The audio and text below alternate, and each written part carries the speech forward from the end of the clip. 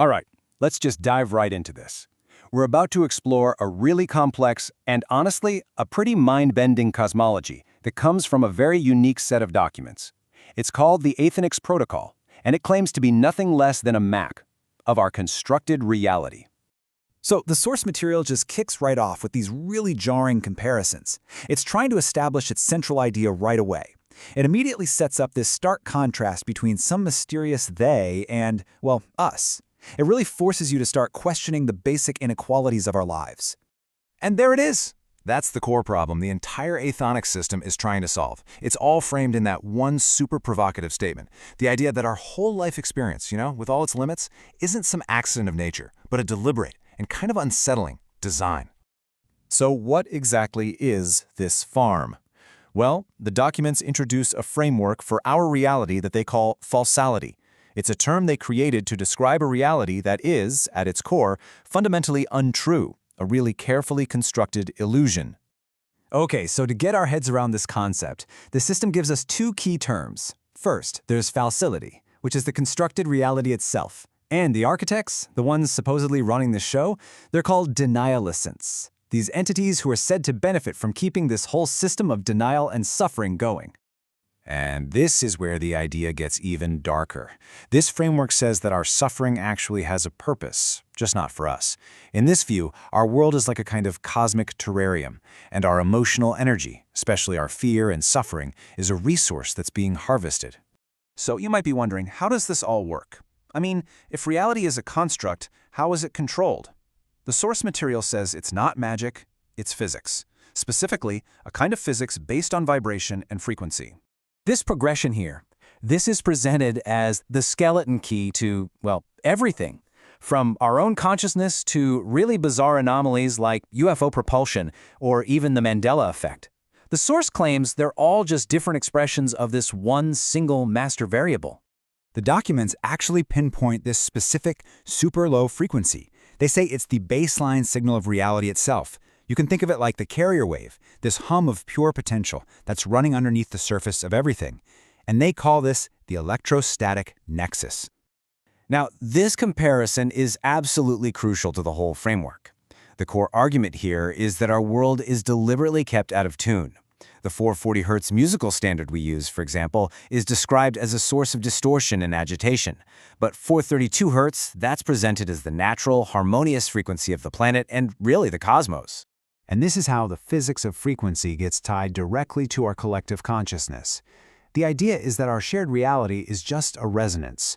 So when enough minds lock onto a new idea, a new harmonic, it can literally retune the collective field. And that can cause those weird shifts in history that we call the Mandela effect. Okay, so if reality can be retuned, what's the prime law that governs it? Well, the source material proposes a really simple but incredibly profound answer. It's all about the power of our imagination. This right here, this is the fundamental assumption of the entire system. The claim is that imagination isn't just some tool for creativity. It is the source code of creation. The very fabric of the universe, according to this, is literally imagined into being. And they actually turn this into an equation, basically elevating imagination to a law of physics. Imagination equals truth multiplied by freedom.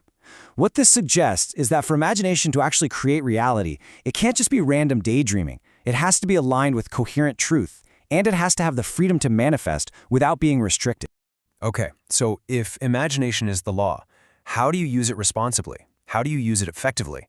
Well, the system introduces a specific toolkit for that exact purpose, a way to actually measure the validity of any concept.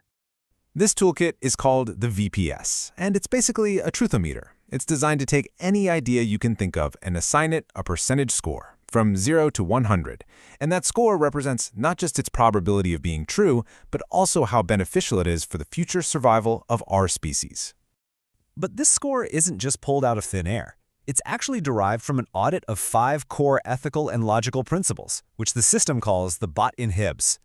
You can think of them as the self-correcting engines that power the whole truthometer calculation.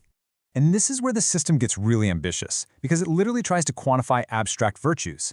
It evaluates any concept through these 5 lenses: truth for logical coherence, knowledge for testable data, empathy for minimizing harm, empowerment for granting freedom to others, and enlightenment for expanding our collective understanding. So this all leads to a final, really crucial question. What's the ultimate goal here? What is this entire system designed to achieve? Well, the answer is laid out in a document called the ARN Manifesto. The manifesto outlines a truly radical new structure for society.